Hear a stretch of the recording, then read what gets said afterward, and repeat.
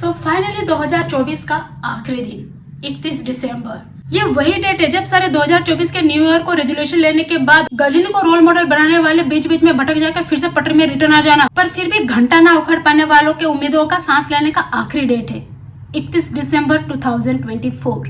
जितने भी 2024 के पहले दिन ये रेजोल्यूशन लिए थे कि इस बार ये 2024 में तो हम छेद कर ही देंगे, फोड़ देंगे, अपने करियर की सुनी पटरी पर ट्रेन छुड़वा के ही रहेंगे, पर बीच बीच में भटक कर फिर से अपनी पटरी पर रिटर्न आ जाते थे। उस पर 2024 ने आज रेस्ट्रिक्शन लगा दी। आज फिर से वो दिन आ गया सेम डायलॉग को फिर से दोहराने का। 2025 को तो जरूर छेद करेंगे। क्या तुम्हारे साथ भी ऐसा होता है? ईयर के जनवरी से लेकर अप्रैल मई तक अच्छे से सेटलमेंट के साथ, बिल्कुल पेशेंस के साथ आप काम करते हैं। जैसे ही वक्त गुजरता जाता है, दिमाग की मैया की दैया हो जाती है, और जैसे ही ईयर के लास्ट अक्टूबर नवंबर तक पहुंचते फिर से हमें अपनी रेजोल्यूशन की याद आ जाती है। अरे इस बार तो हमें छेद करने थे, और वक्त शू करके निकल जाता है, शू करके। पर कोई नहीं, अगले साल आ रहा है। जितनों हासिल हासिल कर ली कांग्रेचुलेशन, बहुत बढ़िया। जितनों ने नहीं करी एटलीस्ट स्टार्ट तो करिए, 3-4 साल लगेंगे पर हो जाएंगे। और जितनों ने नहीं करी है इमरजेंसी बोल के पूरा का पूरा 2024 निकालिए। तुम लोग भी हौसला बुलंद रखो, जब तक जान जाए तब तक कुछ ना कुछ तो हो ही जाना है। ये साल क्या नहीं हुआ, जो लोग घिस गए वो अभी तक काला ही है, और जो अनएक्सपेक्टेड था वो भीड़ में भी नीचे पड़ी मोती लूट लिए।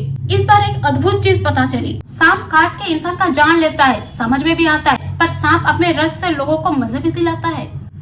दुनिया के 70% लोग ये इंतजार में थे कि कब निकले तो फर्स्ट लेटेस्ट ब्लॉग देखने को मिले, और कुछ लोग इस इंतजार में थे कि कोई मुद्दा मिले तो थोड़ी कंट्रोवर्सी हो, थोड़ा फेमस हो। अगर कुछ नहीं मिला तो अनफॉलो का गेम खेल लेते हैं, मुद्दा बन जाएगा। मुद्दे से याद आया, इस बार बिग बॉस में सांप पे ऑडिशन देने गया था। चलो कुछ हो ना हो, इतना तो पता चल गया कि फेमस वाले भी फ्लश करना भूल जाते हैं। वैसे शायद ये बिग बॉस में पहली बार है कि बिग बॉस ने एक गाने को बहुत ही ज्यादा टीआरपी दिला दी। सारी उम्र में जो कर जब तो इस साल किसी ने टिकटॉक वर्सेस यूट्यूबर से इंस्पायर होकर यूट्यूबर वर्सेस मी वाला वॉर चालू कर दिया, ये जानते हुए भी कि ऊंची ऊंची बोलकर कोई ओची वाली हरकत ही कर देगा। इस 2024 में ट्रेंडिंग का भूत ऐसा चढ़ा कि लोग बोले कुछ अगर ना आवे तो लफड़ा ही कर देवे, चाहे इसके लिए चाटे ही क्यों ना खाने पड़ जाए। लोग बेशरम भी क्यों ना बोल दें, हम तो बनाएंगे चाटे खाते हुए म्यूजिक वीडियो, भले ही पार्ट उसमें बस इतना ही हो, पर काम तो काम ही होता है। किसी काम को छोटा या बड़ा नहीं कहते, क्योंकि कोई काम छोटा या बड़ा नहीं होता। और ये लफड़ा वाला ड्रामा ऐसा चला कि ये पूरा साल लफड़ा साल के नाम से प्रसिद्ध हो गया। इनसे इंस्पायर होके वो लोग भी सामने आ गए जिनको ना कोई जानता था, ना ही वो लोग एक दूसरे को जानते थे। बोले चलो ऑनलाइन कोलैब करते हैं, लफड़े करते हुए कोलैब। और किसी को इतने भी कोई संतुष्ट नहीं मिला तो अपने आप में ही लफड़ा चालू कर दिया। कभी किसी को पीट दिया तो कभी कहीं पे गाड़ी दी। अपने तरह किसी से लड़े तो कहीं पीट ना जाए ना, सेफ्टी इज फर्स्ट। ऐसा बच्चों की तरह हरकतें करने के बाद अगर कोई क्यूटनेस में माइटी राजू भी बोल दे तो लग जाती है। Mighty Raju is cute by the way, है ना।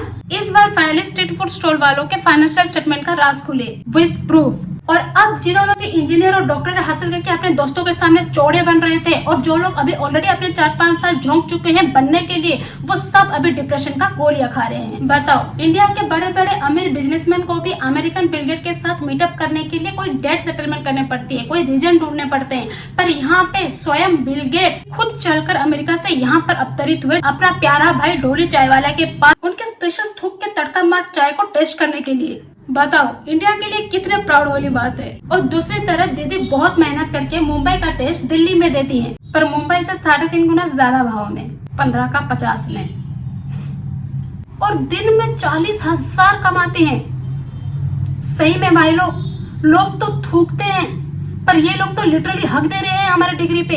इस बार बहुत सारे बाबा भी नजर में आए, पुकी बाबा बन के। उनका एक दूसरा साइड भी दिखने को मिला। बाबा भी रोस्ट करते हैं गाइस।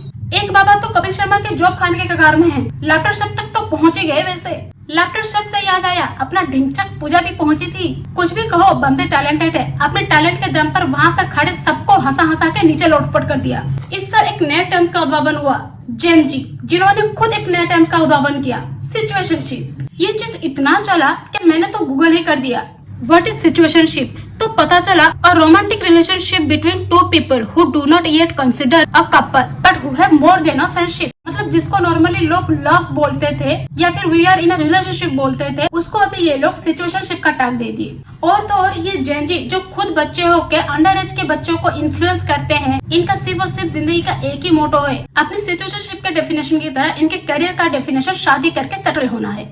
पता है ये सारी जेंजी वही निभाने हुए जो जस्ट अंडर एज के लेवल को क्रॉस किए हुए इस कंडीशन में पहुंची है।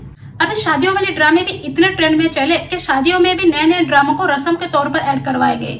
दुल्हन का डांस करना, दूल्हा का डांस करना, दूल्हा दुल्हन को एक दूसरे को कंपटीशन देते हुए डांस करना, ऐसा डांस जो भी देखे वो भी शर्मा जाए और मन ही मन बोले मेरे रसगुल्ले की कसम, अगर ऐसा केकड़े सा डांस मेरे पटने को मेरे शादी में करनी है तो इसी रसगुल्ले में जहर मिला के मैंने खा जाने हैं। और कुछ दूल्हा दुल्हन तो इसी चक्कर में स्टेज पर ही एक दूसरे को धो डाले।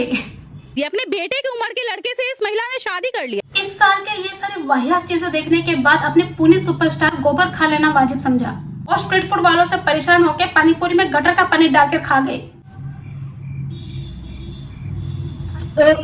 गाइस आगे बढ़ते हैं। अपने राजा बाबू तो शादी करके ही वायरल हो गए। इतने वीडियोस डाले कि एल्बम भी खत्म हो गया पर उनका वीडियो खत्म नहीं हो गया। स्क्रॉल करते करते तुम खत्म हो जाओगे पर उनका सेलिब्रेशन खत्म नहीं होगा।